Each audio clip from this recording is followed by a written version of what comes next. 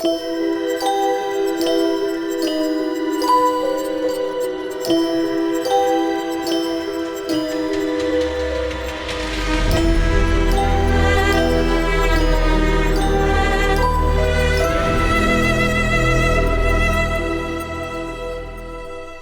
the first time, Dev and I got the principals together at Hellmouth Con. The panel turned out so great that we wanted you guys to hear it.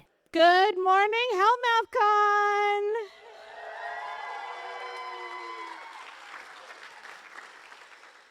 Thank you all for being here on this wonderful cloudy Saturday, Southern California morning. This morning we're kicking things off really fun. We're in the principal's office. So please join me in welcoming our Sunnydale High principals to the stage. Ken Lerner, Armin Shimerman, and of course, last but certainly not least, D.B. Woodside. Welcome to Torrance High, home of the Hellmouth. What's it like being back here for you? Oh, it's amazing. When last time I was here, I was shooting, and then I got shot. I got eaten. This is exactly where we shot. Great to be back. I came down this hallway and I met the series regulars for the first time, and they were very young. And I went, oh, they're very young. And that's where Snyder came from. And I was happy to say that they were some of the finest actors I ever worked with. This is actually my very first time here. I never came here, never shot here. I stayed on the lot where the sound stages were. So this is really cool for me. 3 principals, 3 very distinct styles of being a principal, all played very vital but different roles in Buffy's life. How much of you, like your input and feedback on the characters, went into how you played the principal? I was there the first day of shooting, the first scene, I think. I'm not positive. And meeting Sarah Michelle and sitting down, and the director was Charlie Martin Smith. Wonderful actor. And who knew that Buffy would be so important to everyone? And the writing was incredible. And Joss's words were great. And walking around before we started shooting, seeing the labyrinth and seeing everything there, amazing, just amazing. I started watching Buffy because of Ken. Ken's an old friend of mine. He was my acting teacher as well. I started watching the show, although there was another reason for me to watch Buffy. I had auditioned for Flutie. Yeah. Ha! And they didn't pick me. But They made a wise choice. they were very kind, and they called me up after Flutie's demise, and they said, will you come and do the new principal? And I said, yeah, but I've got a day job. They worked it out with Star Trek so that it wasn't a problem. But how does it affect me? Everybody knows how my character died, which is something I asked for.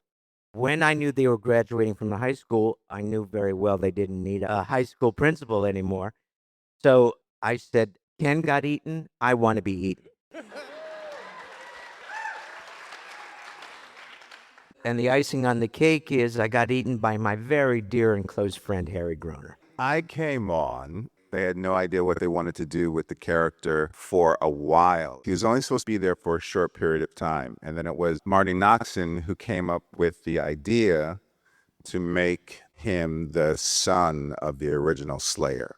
And all of a sudden, backstory came, and they asked me to be there for the rest of the season. And it was a joy to be there. And it's amazing because you hear so much about the writers. There were so many amazing writers in that room that have gone on to do so many incredible things from Buffy and Angel. One of them is Sean Ryan, who's done Night Agent, who's done The Shield, SWAT. Marty Noxon, who's gone on to do incredible things. There are just so many amazing writers, and that's just something I always like to bring up because I don't think writers get enough credit, but they had an incredible staff. It's interesting you mentioned you wanted your character killed off. How did you feel about where your characters ultimately ended up? In Harry's stomach, it was good. We have two very gruesome deaths and one who survived the Hellmouth. I enjoyed it so much watching those hyena kids jump across my desk and coming at me after we did like a few, maybe 3, 4, 5 takes. Then they took me away and put the makeup on with the scratches and all that. And then I came back, and great way to die. I suggested for everyone. You get a chance. DB probably doesn't remember this, but DB and I worked on another TV show, and when I found out that he was principal on Buffy, I suggested this to him. You probably don't remember. I said, listen, I hope your character lives forever, but should you have to face death, make sure they eat you. I actually said this to you. Flutie died that way. Snyder died that way. You should have them eat you as well. You want And I want you to 3 for survive. 3. I want you to survive. They weren't sure until the last episode if they were going to kill me or not. They were going back and forth, and then finally, a lot of it had to do with the relationship that Robin and Faith had. They said, we can't kill him. We just can't kill him. So I said, thank God. Well, we know when you live on a Hellmouth, what is dead does not always stay dead. Whether it is through flashbacks or supernatural means, those of you who unfortunately did get eaten, would you be interested in reprising your roles in some form? Well, I wouldn't look the same. I have been digested. No, it would be fun, obviously. Let's put a petition out. For me, yes, of course, it would be grand. I must tell you this story. After I had been digested, the agent called a year later and said, we have an episode for a Buffy on you. And I said, Buffy? I'm dead on Buffy. And they said, no, and it's a flashback. You were absolutely right. I must say, some of the finest work I think I ever did on TV was in that episode where I played Marlon Brando. And I was really happy to be called back to do that. And that was just delicious. It was delicious. Yeah, I would definitely come back. There's been so much speculation about what happened to him and Faith. And in my mind, in my world, those two went off and lived happily ever after. So if there was going to be some kind of Robin coming back, I would love to see Robin and Faith come back. What's it like for the three of you knowing that you were a part of something that really helped change and shape the way we view pop culture? And this is something I was talking to someone last night about. That era when Buffy started airing is really when TV kind of shifted to realizing their audiences were a little bit more intelligent than they've been giving us credit for. So we have these detailed storylines, these story arcs that span seasons and the entire show. What's it like knowing you're a part of that and you can still command a crowd to come in for the show that aired 20 years ago? For me, it was who knew?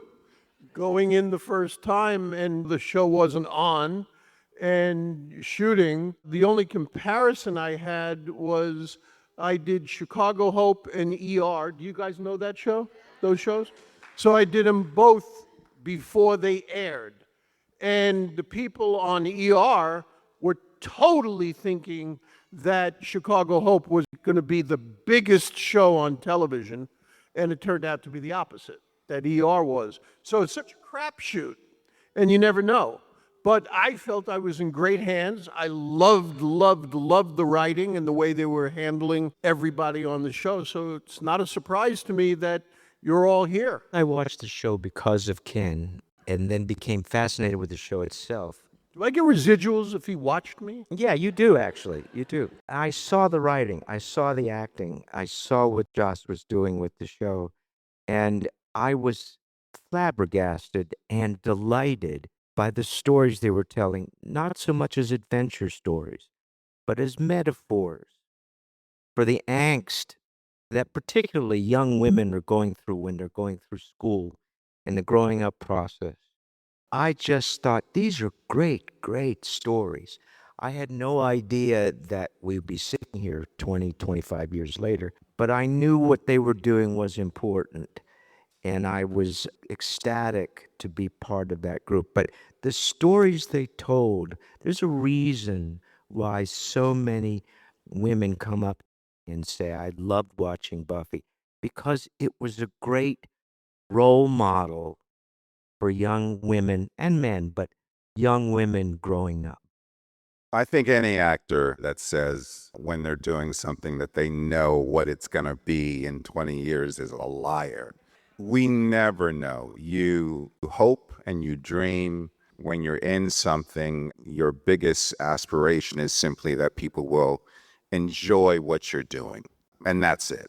So it's a privilege to still be around and to look back on a show that impacted people so much and so deeply. And the thing that really speaks to me and why this is so timely is when you see the shit that's going on in the world, and then you remember how inclusive this show was and how this show hit on topics pertaining to sexuality and gender and race before most other television shows.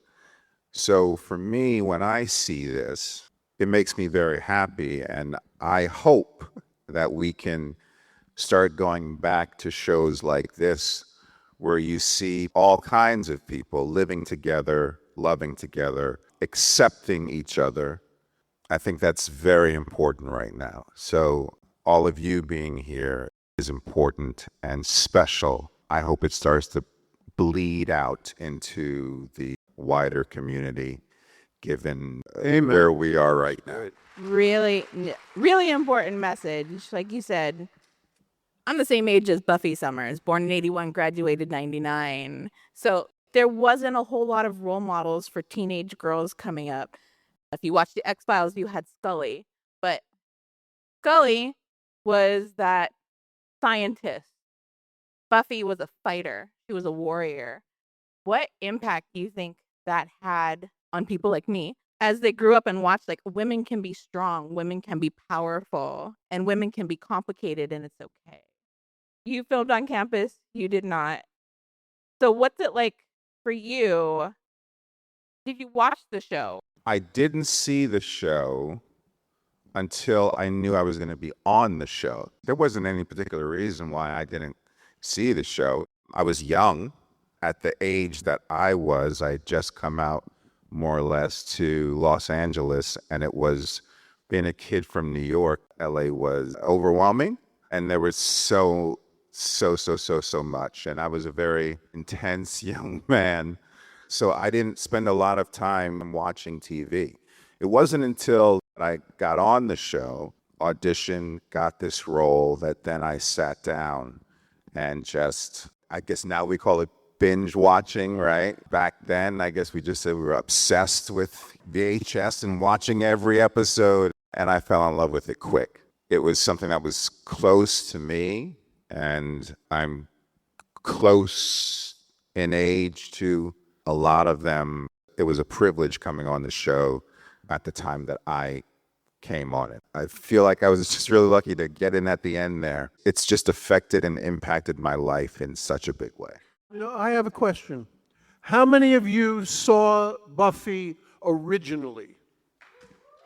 Oh, wow. That's great. Nice. That's great. And how many saw the movie? Joss hated the movie. He wrote the movie, but he hated the movie. Ken and Armin, have you gone back and binged the show now that it's so easy to do that? There's no more VHS tapes. You just hit play and it'll keep going until you tell it to stop. I've seen a lot of the episodes, but, you know, I favor the ones that I was in. I have never seen it again. Is there a particular reason you don't like? I've been busy. I also know, like, actors talk about this, and it goes both ways. I've watched episodes again, but I don't watch the ones I'm in. I can sit down and love the work that you guys have done on it, and other actors, but as soon as I get to the year that I just don't watch, it's very hard for me to watch. You'll find a lot of actors that way. That's actually not strange if you can think It's about. not strange at all. Actors don't necessarily want to see themselves. It's a very human thing. The way that I always like to remind people is, do you like to see yourself in pictures? Do you like to see yourself in videos? And as soon as you start seeing your own self, you're like, I love what I do, but I don't want to see my face on the screen. I just don't want to watch As actors, we always are watching ourselves and knowing, I could have done that better. I could have made a different choice. I don't know why I made that face. It's a constant. You do it, you hope that the audience loves it, and you hope that you did your job, and a lot of the times it's not under your control. You know, they're editing it and stuff like that, and it has to do a lot with how it fits into the storyline. So you may do some great work, and then it's not there. And to add to that, sometimes it's the lighting is wrong, the camera angle is wrong, somebody's in the shot that shouldn't be in the shot, background people have moved in the wrong place, or technician is there. There's all kinds of reasons why they don't take your best take. And sometimes what you think is your best take, they don't think is your best take. So yeah, both of these guys are absolutely right. Do you have any moments from Buffy where you feel like that was just perfection? Everyone, including myself, just nailed it. That moment where you're like, wow, that was it. That's a tough one. I'm always watching myself and criticizing what I could have done, how it could have been better, etc. Occasionally, there might be a moment that I'm saying, okay, that worked nicely. Yeah, I think I can talk about other people. I think after playing Buffy for so many seasons, I do feel like Sarah closed it out really well. She knocked it out of the park. And I think that's really tough to do on a show that people love because no one really wants to see it go away. But she knew the right time to call it quits. She was really paying attention to those last final scripts to make sure that it was something that she could be proud of, therefore people watching could really enjoy, even if it was going off. And I just feel like she closed the show out on a very, very high note. And if I can add to that, because I had the privilege of being in the middle seasons, and Sarah and I were actually quite close on the show, not on camera, of course, but off camera. She shared with me that her agent, a lot of people were begging her to leave the show, that they wanted her to go into movies, they wanted her to do bigger things, at least what the industry thinks of as bigger things. And it was a hard struggle for her, but she decided no. Joss had given her this break, this huge break, and she was not going to stop helping him until the contract was over. And 7 years is usually a contract. So she stayed and did that because she was dedicated not only to the show, of course, but also to the people who created the show. I feel like that is kind of the overarching message that we see when we watch Buffy. We can feel the love there, but just because we can feel the love that you all had for each other as people, some of your characters were not always on the up and up. So for those of you who are a little more... Why are you looking at me? I'm sorry. For those of you who were in that more morally ambiguous area, how do you see your character? Do you see yourself as like, oh no, I was a villain, I played it that way? Or as they say, everyone feels they're the hero of their own story, but coming and playing that role, how did you feel about the not so good things that happened? Well, it seemed to me when I read the script and I was looking at it and talking to the producers and the director, my character was no nonsense and setting the tone for the fact that this is very serious. It's high school. You have to do your job. And I believe one of the first scenes was telling Buffy, clean slate. And my character was very by the book. You cannot go out at a certain time from the gates.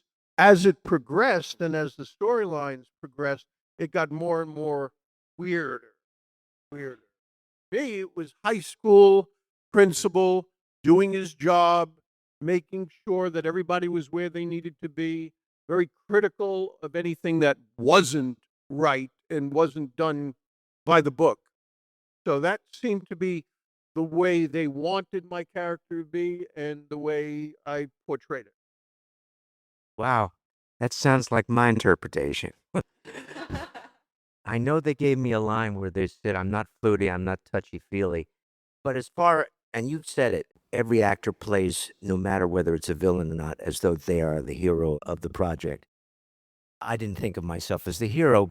I didn't think of myself as a villain either. Did you know what they were doing? I was just concerned that she was a lousy student and she had to bring up her grades and that she was a pain in the ass. But to me, I was the principal of Torrance High School. That's what I was. He was completely justified. There is just no ifs, ands, or buts. His mother was killed. He was a little boy who witnessed that horrific. It was horrible. He was completely justified. He was unsuccessful, but he was completely justified in his anger. Full stop. That is 100% fair, and I think everybody is backing you on that. Everybody who has a mother is backing me up, yes. You all played principals. Any of you ever get called to the principal's office? No. Probably, I imagine. Yes. And the principal that I thought about when I was performing Snyder was the principal that called me into his office. A small town in New Jersey called Lakewood. I was caught fighting with people, and they dragged me in and said, we're not happy with you. And they brought my mother in, and it was traumatic. Well, let me tell you what kind of badass kid I was. So I'm going to share this story. I've never shared this story. Start recording now. But I'm older now, so I don't care. I'm going to have to tell my mom this story one day. So I'm in high school, and I would get called to the principal's office. But what I found out was there was a friend of mine, of course he was a good student, who worked after school and so had keys to the offices because he would need to straighten up and clean. I got him, because we were close friends, to make a copy of that key for me that let you into the principal's office. So if you were going to cut class, I love this. So if you were going to cut class or you got in trouble, at the end of the school day, what that teacher did was they wrote up what they called a referral. Those referrals would go down to the principal's office at the end of that day, where they would sit in a box. Then the next morning would come, and the receptionist at the end of the day would see all the referrals and would type up the names of the kids who were not allowed to go to class the next day until they came to the principal's office, where the principal would take out the list, see the name, look in the box for the specific referral to see why you were down in the principal's office. So what I started doing was, at the end of the day, because I only lived a mile away from the school, I would sneak out of my house, jog down to the high school, use the key, go in the principal's office, remove all the referrals that I had, so there was no longer any evidence of those referrals. And then come in happily the next morning, get called down to the principal's office because my name was on the list, of course, because the receptionist had seen the referrals for the previous day. And I would sit down smug, and the principal would look back at me smug and look to see my name and what class and the referral, and he would open the box, go to look for the referral, and there was no referral. And so he kept having to send me back, not knowing why. I did that for about 3 months, and I never got caught. And I'm so happy to share this story now. But I was a good kid. I really was a good kid. It doesn't sound like it. I was. that kind of transitioned into what I was going to ask. Do you think your characters would have liked having you as a student at your school? Oh, of course not. No, but I turned it all around, went to a great college. Everything turned out really well. So it was fantastic. I think a principal would have been very happy with Snyder as a student. A nerdy student, but a student. I was right there with everyone, doing what I needed to do and respecting everyone, which is kind of what my character was doing. Fantastic. So I know, Armin, you mentioned you auditioned originally for the character of Flutie. If there was another character that you could have played in the series, is there one in particular that you were drawn to? I'm going to segue. Yes, I'm going to answer that question, but I'm just going to segue because I have to say this. There was a character, and I don't remember the character's name. I remember the actor's name. He did 4 episodes. He was the head of the Watchers. His name is Harris Yulin. Oh, yeah.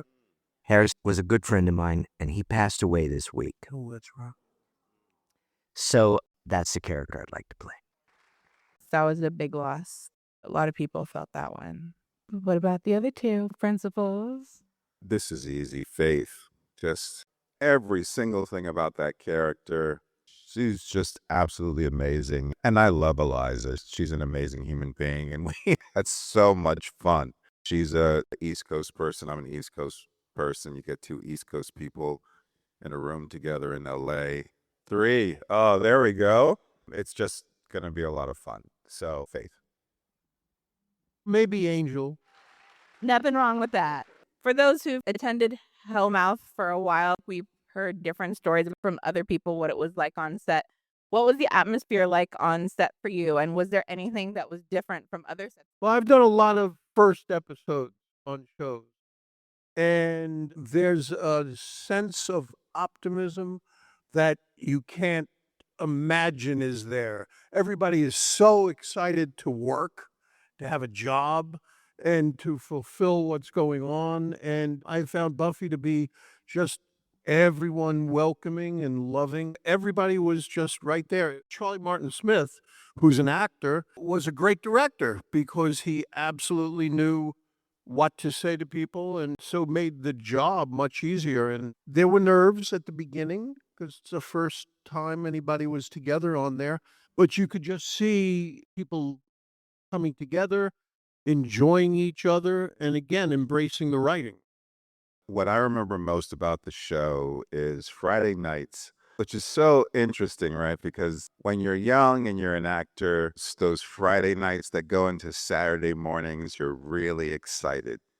You can tell you've gotten to a mature age when the idea of going from a Friday night into a Saturday, it's just the worst thing in the world. Friday nights were usually when there was the big action sequence.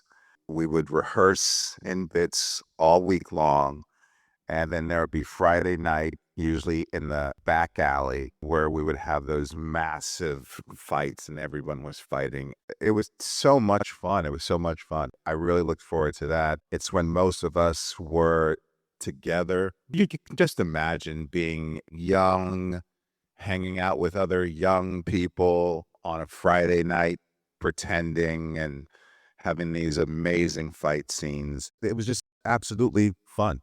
It was a really good time. Almost every day for 4 years that I shot, Joss Whedon was there. Was he there for you guys as well when you shot? I was there all the time. Grant, we've all done a lot of work and a lot of TV work, and I had another show at the time, and I never saw my executive producer on that show ever on the set, ever. And yet Joss was there every day on Buffy. I began to think it was me. I began to think, is he checking up on me? Is that what this is? We are pretty much out of time, but if you could just sum it up in like a quick sentence, as the younger generation comes and watches Buffy on streaming, what is the one thing that you want them to take away from the show? Enjoy growing up with these characters and enjoy the writing. Great show. Learn the lessons, the metaphors that these episodes represent. Learn the metaphors. They're very helpful. They're very nurturing. And yes, there's a lot about vampires and stuff like that, but that's just a metaphor. It's just a metaphor for the angst that young people are feeling when they're growing up and going to school. I think I would say watch and then create the world that you want to live in. There is absolutely no reason to feel like life or the world is overwhelming you. I know it is easy to feel that way, but I think a lot of that is also by design. It's being designed to overwhelm you. And so the trick is to stay plugged in. When you need a break, take a break. But what I hope that you take away from the show is that you never stop fighting. You have the power, you have agency. And that is what I think people fear the most, is staying tuned in, staying plugged in, enjoying the inclusivity that the show shows, and then create that in the world that you want to live in. We are unfortunately out of time. Thank you so much for coming on this early Saturday morning. Give it up for your Sunnydale High principals!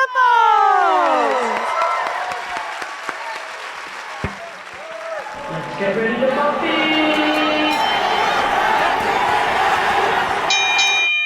If you want to be considered as a contender for this season's trivia battle, please email revampedpod@gmail.com. Yes, be sure to include your name, where you weigh in with your number of watch-throughs, where you're located, something interesting about you, or something you think would be good to share. And your social media handles. Yes, woohoo! Woohoo! Boop boop be drove. Revamptees, please correspond with me on our Patreon page, Revamped with Juliet Landau, on Twitter, @Juliet Landau, on Instagram, @Juliet_Landau, and on the Fans of Juliet Landau Facebook group, or Juliet Landau official Facebook page. Patreon peeps to be read in the credits: Dave Hall, Fonnie June Kendall, Daniel Harbour, Louise Brennan, Brandon Key, Cameron Burton, Donnie Ruskin, Madeline Pruitt, Marion Stevenson, Antonio H. Gutierrez, and Bobby Pelham. It makes all the difference because we cannot keep making the show without you. Thank you. Thank you so much. Until we meet again. See you next time when we do it again. Do it again. Until then, rewatch, revamp, reinvent, and be remarkable you.